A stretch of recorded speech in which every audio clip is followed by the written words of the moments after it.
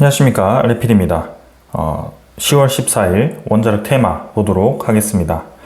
오늘 관련 종목들이 좀 하락으로 진행이 되었습니다. 출발은 괜찮았거든요. 근데 이제 한 4% 이상씩 이렇게 내려가는 종목들이 많았고요. 전반적으로 이제 증시 전체가 좀 후반으로 갈수록 밀리면서 진행이 되었습니다. 코스피는 0.6% 하락했고요. 코스닥은 1.5% 정도 하락을 했습니다. 그래서 오늘 증시가 이제 출발을 좋게 하고 밀리는 모습이었고, 나스닥 선물도 같이 좀 떨어지는 모습이었고요. 해외 증시도 니케이도 이제 하락폭을 늘리면서 후반에 좀 밀렸고, 상해 종합도 같이 떨어지는 모습이었습니다. 전반적인 증시 분위기가 이제 좋지 않게 전환되는 모습이었고요.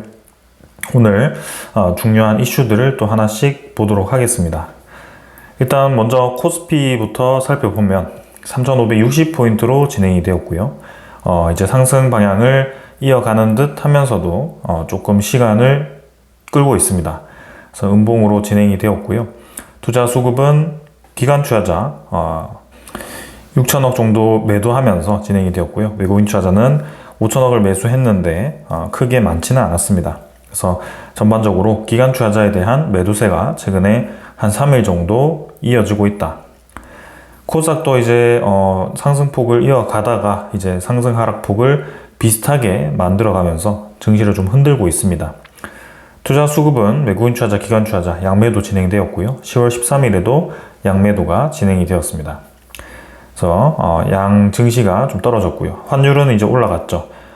원달러는 1,434원으로 7.4원 정도 올라갔고요. 0.5% 상승했습니다. 그래서 꾸준히 지금 환율이 올라가는 분위기고요. 한번 상단 라인 뚫고 나서부터는 계속 이제 힘을 받고 있습니다. 최근에 특히 금값이 계속 올라가는 모습이었고요. 안전자산으로서의 인식이 확실히 금이 강한 것 같습니다. 그래서 금에 대한 상승이 일어나고 있으면서 이제 이렇게 또 강달러가 나타나고 있고요. 거기에 대해서 우리나라 환율도 조금씩 올라가고 있는 상황입니다. 자, 이러한 부분들이 과연 이제 어떻게 될지 이제 봐야 되고요. 중요한 이슈부터 하나씩 보도록 하겠습니다. 지금 이건 이제 증시에 대한 설명이면서도 이제 우리 원자력 테마와 좀 엮여 있는 소식이기도 하고요. 지금 미국과 중국이 계속 이러한 무역 전쟁을 또 끌어가고 있습니다. 트럼프가 이제 세게 나왔다가 또 어제는 유화하게 또 얘기를 했습니다. 그러면서 증시가 반등을 했고요.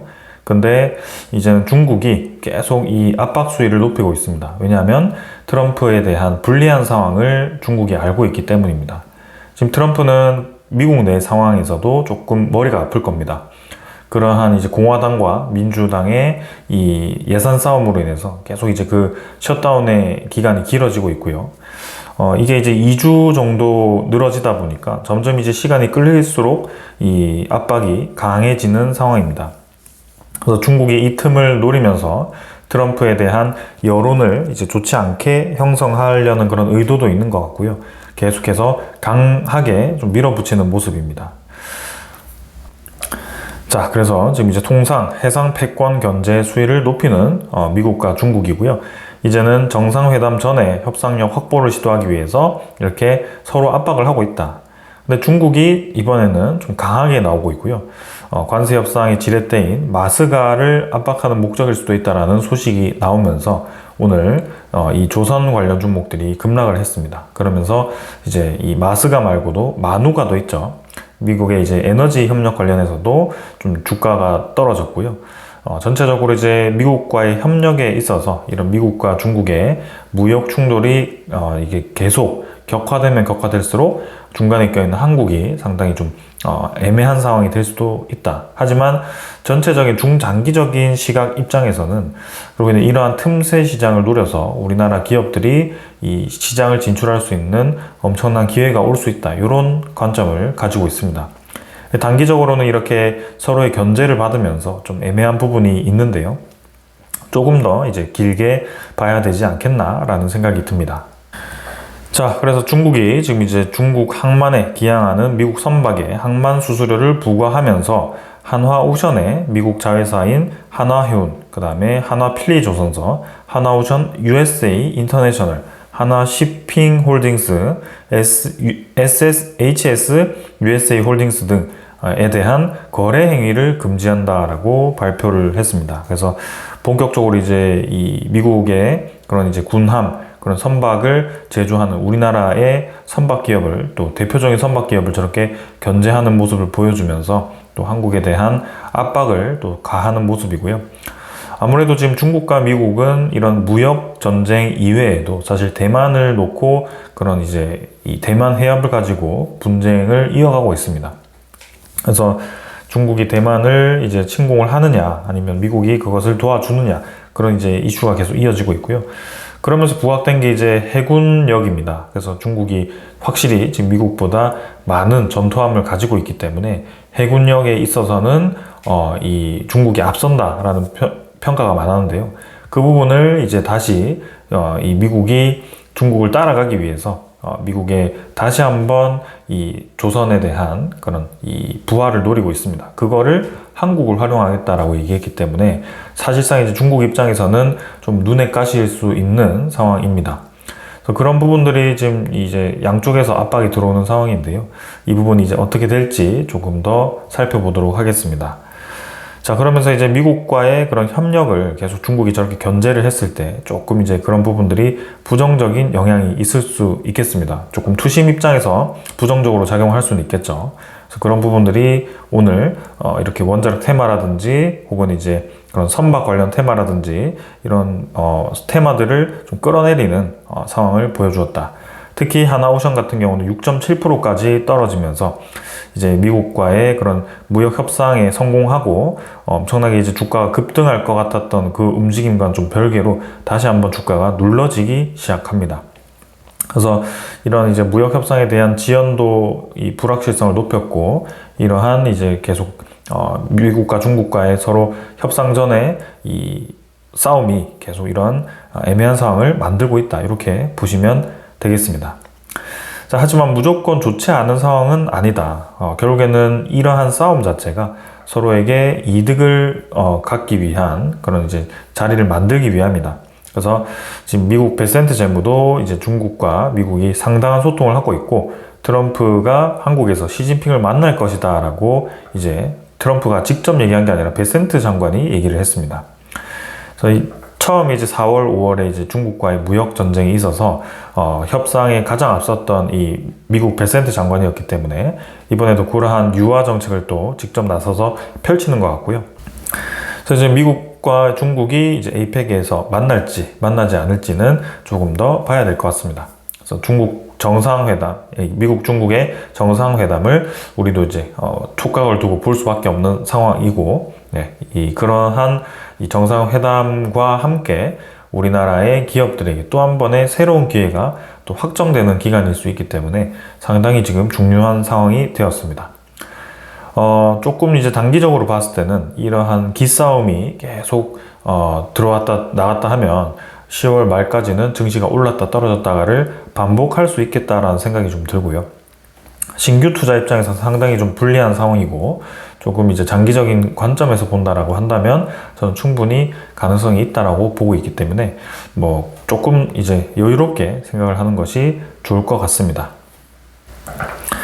자, 그러면서 이제 이렇게 중국과의 이런 압박 속에 미국에서도 가만히 있을 수는 없겠죠. 그래서 이제는 안보가 중요하다라는 생각이 들 겁니다.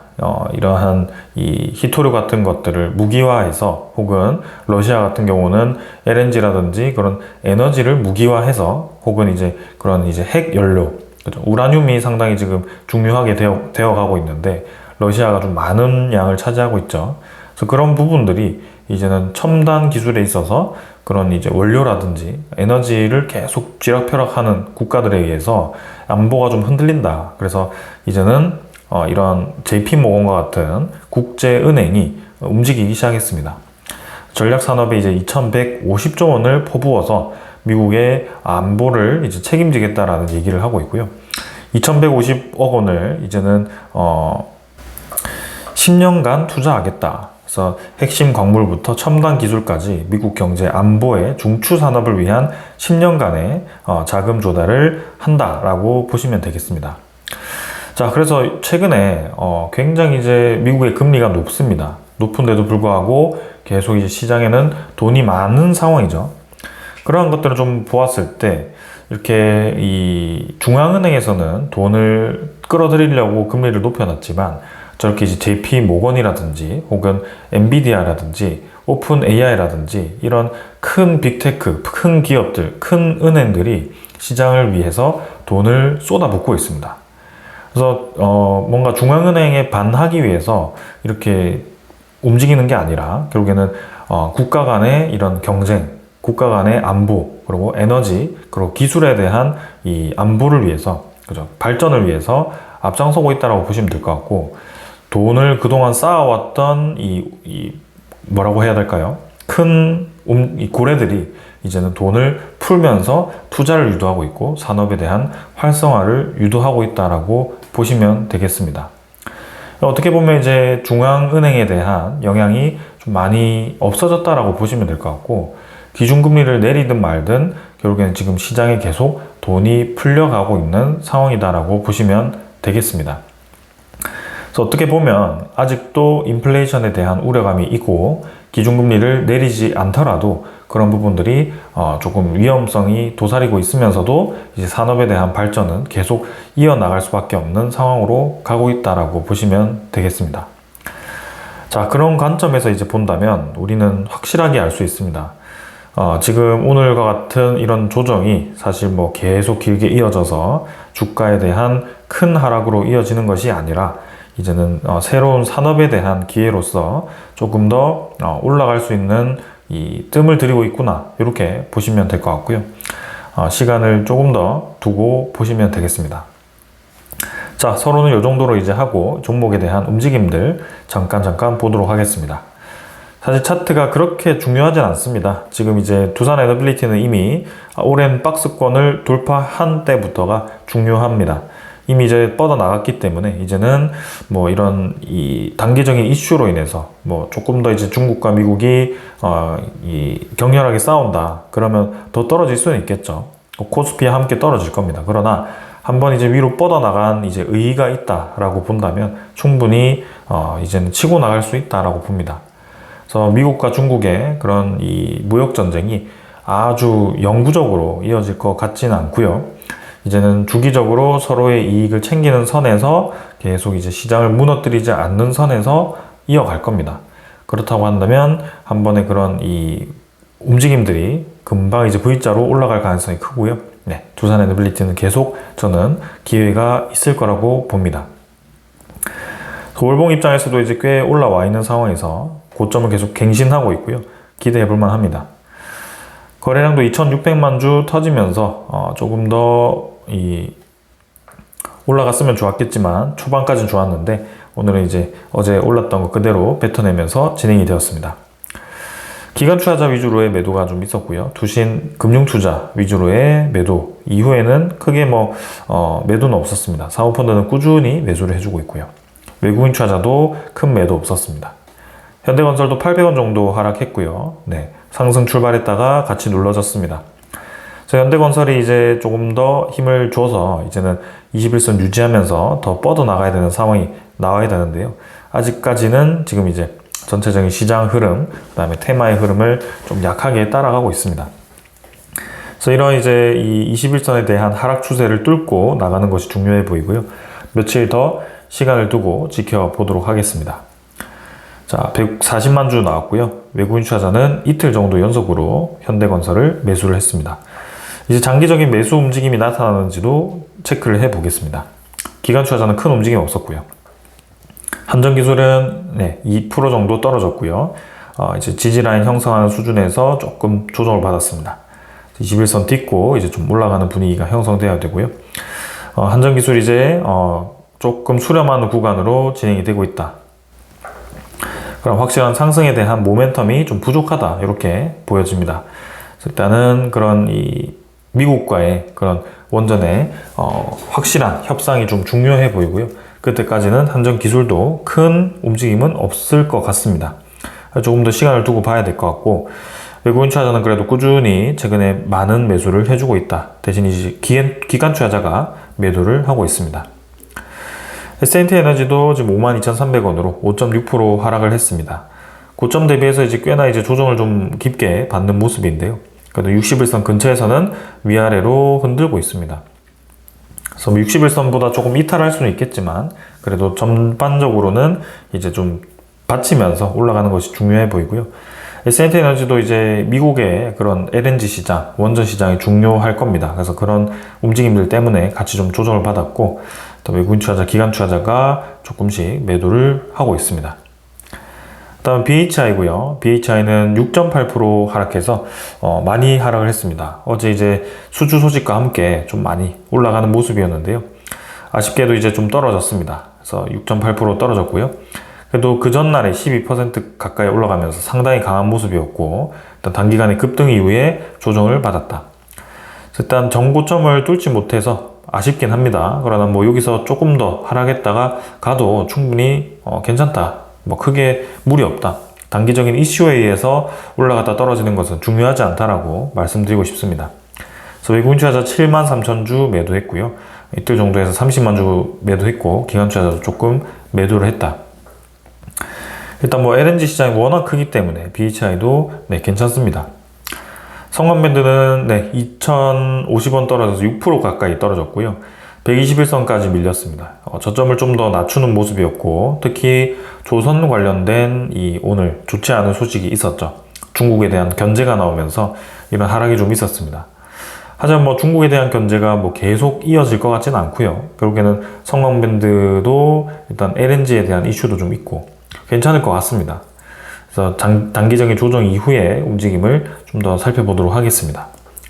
투자 수급도 외국인 투자자의 248,000주 매도 있었고요. 그동안 매수했던 것을 조금 단기간에 뱉어내는 모습인데, 일단 그런 이슈 때문에 움직인 수급이라 크게 무리는 없다. 태용도 4.5% 떨어지면서 1,500원 하락했고요. 그때 올랐던 것도 그대로 뱉어냈죠. 그래서 비슷하게 움직였습니다. 외국인 투자자 14,000주 이탈하면서 진행되었고요. 기관 투자자는 보험 투자자 위주로의 매수가 있었다. 뭐 그 외에 특이한 움직임은 없었습니다. 그 다음은 우진이고요. 우진도 1.2% 떨어졌고 뭐 비슷한 자리에서 유지를 해주고 있다. 그러나 우진은 확실히 고점 라인에서 계속 갱신을 하는 움직임이 나오고 있기 때문에 괜찮아 보입니다. 그래서 어제는 많이 내렸지만 오늘은 좀 선방하면서 진행되었고요. 외국인 투자자, 기관 투자자 한 3만 주, 4만 주 정도 매수를 했습니다. 보성파워텍도 이제 큰 하락보다는 이제 조금 계단식으로 주가를 이어가는 모습이고요. 조금 더 보겠습니다. 그래서 21선 꾸준히 타고 급격하게 올라가고 있기 때문에 지켜볼만 하고요. 일단 외국인 투자자가 단기적으로 60만 주씩 매도하고 있기 때문에 뭐 충분히 이렇게 올라갔던 게 떨어지면서 진행될 수도 있습니다. 그래서 시간을 두고 지켜봐야 될 것 같다. 우리 기술도 3.3% 정도 하락했고요. 비슷한 라인에서 계속 형성되고 있습니다. 그래서 일단 이 구간을 넘어가는 게 중요해 보이기 때문에 우리 기술도 좀 더 힘이 필요한데, 그런 힘이 나오기 위해서는 그런 미국과의 협력이라든지 그런 큰 이슈가 조금 나와야 될 것 같습니다. 자, 그래서 지금은 전반적으로 그런 미국과 중국의 무역 전쟁이 화해 모드 혹은 또 갈등 모드 이렇게 왔다 갔다 할 때마다 주가가 떨어지고 올라가고를 반복하고 있는 상황입니다. 하지만 계속 강조드렸던 것처럼 우리가 지금 바라보고 있는 상황은 AI로 인한 엄청나게 성장하는 시장이다. 그렇게 성장한 시장이 들어갔을 때 필요한 것은 전력이고, 그 전력에 대한 기저 에너지원이 이제 중요하다라고 얘기를 하는 거고요. 그 기저 에너지원으로서의 역할을 할 수 있는 것이 석탄 에너지가 있는데, 석탄 에너지는 지금 전체적으로 이제 기후 온난화를 막기 위해서 이제는 배제하고 있는 상황이라고 한다면, LNG는 조금 석탄격이긴 하지만 그래도 탄소를 그만큼 많이 발생시키지 않기 때문에 지금 사용하고 있는 거고요. 장기적으로 봤을 때 수소로 전환할 수 있기 때문에 보고 있는 거고요. 그 외에는 이제 원전 에너지가 있다. 그래서 원전 에너지가 이제는 대형 원전에서 소형 모듈 원전으로 조금 패러다임이 이동하는 모습이고요. 소형 모듈 원전이 아직 완전하게 보급되어서 좀 시장에 엄청나게 많은 부분을 차지하고 있지는 않지만, 이제는 2030년 초중반으로 가면 그런 소형 모듈 원전에 대한 시장이 꽤나 커져 있을 거다라고 생각이 됩니다. 자, 그래서 빠르게 지금 세계가 움직이고 있고 거기에 대해서 우리가 뒤처져서 이제 움직여서는 안 된다라고 생각이 됩니다. 자, 그래서 데이터 센터 급증에 전력 압박을 느끼고 있는 엔비디아가 이제 해법으로 원전을 주목하고 있다라고 얘기를 하고 있습니다. 데이터 센터 전력 수요가 급증하자 빅테크들이 원자력에 주목하고 있고 AI 학습과 클라우드, 스트리밍 확산, 안정적인 전력이 확보가 시급하다. 그래서 SMR에 대한 관심도가 크면서 특히 엔비디아의 젠슨 황 같은 경우는 원자력 활용이 데이터 센터 안정과 전기요금 보호에 대한 해법을 제시할 거다라고 얘기를 했습니다. 그만큼 기저에너지원이 중요하고 전력에 있어서도 경제성이 중요하다라고 얘기를 하는 겁니다. 그렇기 때문에 지금 미국의 AI에 대한 이 선진 기업들이 계속해서 에너지에 대한 중요성을 강조하고 있고요. 그 에너지의 많은 부분이 지금 원전 에너지로 귀결되고 있다라고 볼 수가 있겠습니다. 그러면서 오픈 AI는 자체 칩을 이제 내년 하반기에 도입을 할 거고 삼성은 HBM에 대한 그런 중장기적 수혜 기대감이 있다. SK 하이닉스도 마찬가지고요. 그래서 데이터 센터를 지금 4년 내에만 10기가와트급을 구축한다고 합니다. 10기가와트면 AP1000 기준으로 했을 때 원전이 10기가 필요한 상황입니다. 이 10기가와트를 지금 재생에너지로 충당하겠다라고 생각하는 것은 정말 무리가 있거든요. 왜냐하면 데이터 센터는 한시라도 멈추면 안 됩니다. 근데 그것을 ESS로 전환을 이제 운영하겠다. ESS로 어느 정도의 그런 신재생에너지에 대한 출력을 조절할 수는 있겠지만 그런 부분들이 10기가와트를 커버할 정도면 엄청나게 많아야 된다. 왜냐하면 신재생에너지에 대한 효율이 떨어질 때를 대비해서 ESS가 엄청나게 많은 에너지를 저장하고 있어야 될 텐데요. 적어도 그래도 10기가와트보다 배는 많아야지 뭔가 안정적으로 쓸 수 있지 않을까요? 그렇게 생각이 됩니다.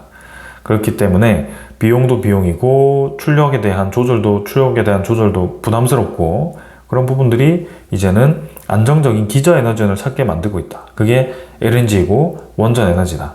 그래서 이제는 빅테크 기업들이 계속해서 그런 부분을 강조하고 있고요. 이제는 이 미국 내에서도 그러한 움직임들이 본격화되고 있습니다. 어제도 보았듯이 텍사스주에서도 이제 대형 단지를 만들고 있죠. LNG와 그 다음에 태양광과 그 다음에 원전 에너지, SMR 이렇게 다 섞은 에너지를 만들고 있다. 그래서 적절하게 섞어서 쓰는 것이 중요해 보이고 지금은 섞어서 쓴다라고 한다라는 그 자체가 하나를 이제 감축시키는 게 아니라 다 같이 늘리고 있다 이렇게 볼 수밖에 없습니다. 그래서 오라클 3천억 달러 인프라 계약했고 엔비디아 1,000억 달러 투자 유치, 코어웨이브 220억 달러 클라우드 계약, AMD 6기가와트 칩셋 주식 워런트 계약, 브로드컴 10기가와트 전용 AI 칩셋 개발 도입. 그러니까 엄청나게 지금 성장하고 있습니다. 반도체 기업, 데이터 센터 기업, 전력 기업들이 이제는 향후 몇 년 동안은 계속 여기에 몰두할 수밖에 없다. 그 많은 자금이 어디서 나오느냐? 저는 이제 처음에는 중앙은행이 이제 금리를 올리면 돈이 나오지 않을 거라고 생각했습니다. 근데 저렇게 이제 JP모건이라든지 그런 많은 은행들, 많은 기업들이 모아뒀던 돈을 풀기 시작한다. 그렇기 때문에 지금 움직이고 있는 겁니다. 그 돈을 왜 푸느냐? 지금은 국가적인 경쟁, 국가적인 이제 기술력이 아주 중요해진 시점입니다. 경제가 다시 활성화되길 기다렸다. 투자하기 기회가 좋을 때까지 기다렸다가 하기에는 상대가 먼저 움직이고 있다는 거죠. 그렇기 때문에 시간이 없기 때문에 이제는 시장과 별개로 돈을 퍼부어서 이제 우리가 앞장서겠다라고 얘기를 하고 있는 겁니다. 그 사이에 한국이라는 국가가 꼈고요. 그래서 그동안 이제 우리는 제조업에 대한 수출로 계속 이제 이 지위를 유지해오던 국가입니다. 그래서 그러한 이 국가가 이제는 기업들이 계속 이렇게 성장해 왔고 이제는 정말 큰 기회가 찾아왔다라고 보시면 되겠습니다. 그래서 어제 이제 두산 에너빌리티가 미국에서 가스터빈에 대한 추가 수주를 한 것을 상당히 이제 좋게 보았고요. 앞으로 이제 8개 이상 공급할 거다라고 KB증권에서 보고 있습니다. 협상을 진행하고 있다라고 하죠. 텍사스에서만 필요한 게 4기가와트이기 때문에 벌써 10개 정도로 생각되고요. 그 텍사스 말고도 지금 많은 이 계약을 앞두고 있다라고 보시면 될 것 같습니다. 왜 그러느냐? 결국에는 선진 기업들이 지금 캐파가 꽉 찼습니다. 그만큼 많은 이 에너지가 필요한데요. 그 캐파가 꽉 차 있기 때문에 상대적으로 캐파가 여유로운 두산 에너빌리티가 기회를 갖고 있다. 과연 이게 두산 에너빌리티에만 해당되는 얘기일까? 우리나라의 기업들이 이제는 많은 기업 기회를 각각 찾아갈 겁니다. 두산 에너빌리티도 가스터빈을 혼자서 제작하진 않겠죠. 그 밑에 있는 이제 1차 벤더, 2차 벤더 기업들이 각각 이제 같이 기회를 맞을 거고요. 그런 부분들을 우리가 주목을 해야 된다라고 보시면 되겠습니다. 자, 그러면서 이제 로사톰 같은 경우는 우즈벡의 소형 원전에 대한 첫 삽을 떴습니다. 우리 원전 기술 입장에서는 거의 뭐 세계 톱이라고 볼 수 있는 로사톰이고요. 미국과 이제 유럽 쪽에서는 이 러시아에 대한 기술을 안보 이유 때문에 쓰지 않습니다. 그럼에도 중앙아시아 쪽, 그리고 동남아시아 쪽이 최근에 러시아에 대한 기술력을 계속 활용하고 있는 부분이고요. 이 부분을 우리가 주목해야 됩니다. 대형 원자로 VVER 1202기와 소형 원자로에 대한 SMR 2기를 이제 우즈베키스탄에서 진행하게 되고요. 카자흐스탄에서도 이제 러시아의 모델이 들어가게 됩니다. 베트남도 지금 이제 러시아와 로사톰과 MOU 체결을 했는데요. 아직까지 우리나라가 불씨를 살리기 위해서 베트남에 대한 국가산업에너지공사와 원전사업 협력을 박차하고 있습니다. 하지만 이것만으로 부족하죠. 지금 베트남에서는 러시아에 대한 그런 원전 기술을 활용할 가능성이 꽤 있습니다. 그래서 우리는 웨스팅하우스에 대한 이 계약으로 인해서 아시아에 대한 이 판매권은 가졌지만 사실 아시아에서는 웨스팅하우스가 와도 러시아와 중국을 이기기는 힘듭니다. 그만큼 이제 기술력도 이 비등비등하면서도 가격에 대한 이 움직임들, 경쟁력이 높고요.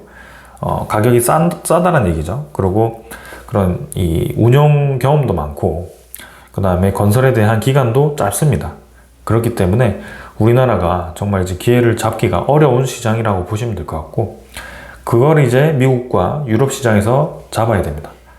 그래서 이제 웨스팅하우스에 대한 불공정 계약, 뭐 이제 비판받을 만한데, 사실 그 계약을 하지 않고서 돌파구가 있었을까에 대한 그런 의문도 좀 있고요.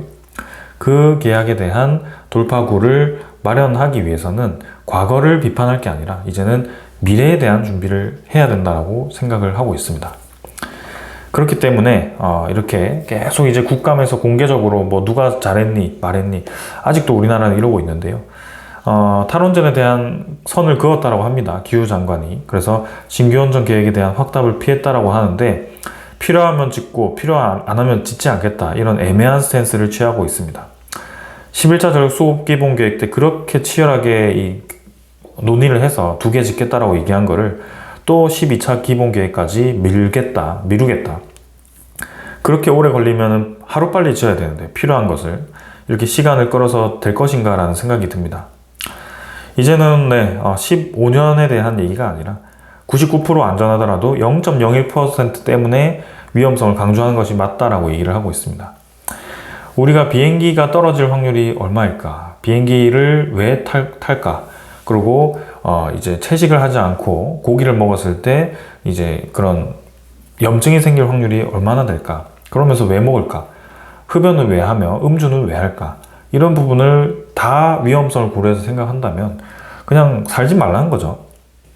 그렇기 때문에 실용주의를 앞세워서 이제 등장을 했으면 실용주의에 맞는 얘기를 해야 됩니다. AI도 하고 싶고 전력은 뭔가 이제 또 본인들의 입맛에 하고 싶고, 이거는 되지 않는다는 거죠. AI가 등장하게 되면, AI를 하고 싶다면 이미 그때부터는 그 말 등에 올라탄 겁니다. 내릴 수가 없는 상황이란 거죠. 강제적인 상황, 절대적인 상황이란 겁니다. AI가 그런 존재거든요. 왜냐하면 수많은 이 전력이 필요하고 데이터 센터를 운영하기 위해서는 기저에너지원이 반드시 따라와야 되는 기술이다. 근데 AI 패권도 갖고 싶고, 이 전력은 또 입맛대로 하고 싶다라고 이제 신재생에너지를 대폭 늘린다라고 얘기를 한다고 한다면 그거는 정말 모순이라고 생각이 됩니다. 그래서 신재생에너지는 이제 우리나라가 비율이 낮기 때문에 같이 높여야 되는 것은 인정합니다. 그리고 필요성도 인정합니다. 그러나 그것만 필요한 것은 아니다. 그래서 에너지 믹스를 얘기한 거겠죠. 하지만 신규 원전을 짓지 않고 에너지 믹스를 2030년, 2040년까지 유지할 수 없다라는 것이 저의 생각이고요. 그렇게 수명 연장도 싫고, 그죠? 핵 폐기물에 대한 그런 위험도 크다라고 얘기하고 신규 원전도 짓지 않겠다라고 얘기하면 이제는 점점 시간이 지나면 지날수록 멈추는 원전이 많아질 거고 기저 에너지원은 줄어들게 될 겁니다. 그때서는 이제 정말 기간이 길기 때문에 부랴부랴 기저 에너지원 모자라면 어떻게 하겠죠? 이제는 LNG 짓던가 석탄 에너지 다시 불 떼는 겁니다. 네, 그렇게 진행될 거고요.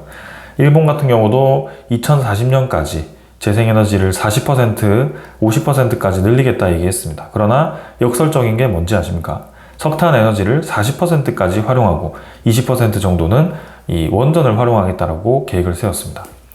그러니까 60%가 기저 에너지원이고 40% 정도는 재생에너지다. 근데 그 40%가 석탄 에너지다라고 우리가 생각을 할 수 있다. 그게 어떤 의미겠습니까? 경제성을 따지면서 결국에는 환경을 위하지만 또 경제성도 버릴 수 없다라는 그런 선택인 거죠. 근데 우리는 경제성을 포기하고 계속 환경에 집착하기 시작하면 이 유럽에 대한 방향으로 갈 수밖에 없다. 유럽이 지금 어떤 상황이냐?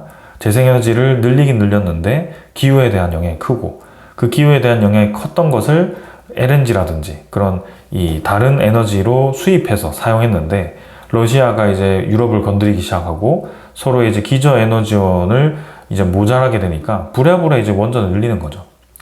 그래서 서로 수입하고 이렇게 하다 보니 이 재생에너지에 대한 효율이 떨어지니 전기료가 높아질 수밖에 없고 전기료가 높아지니 당연히 이제 세금이 많이 필요할 거고 그럼 사람들이 이제 불만이 많아지면서 점점 이제 저런 유럽 내에서 시위가 일어나고 그런 상황들이 벌어지고 있는 겁니다.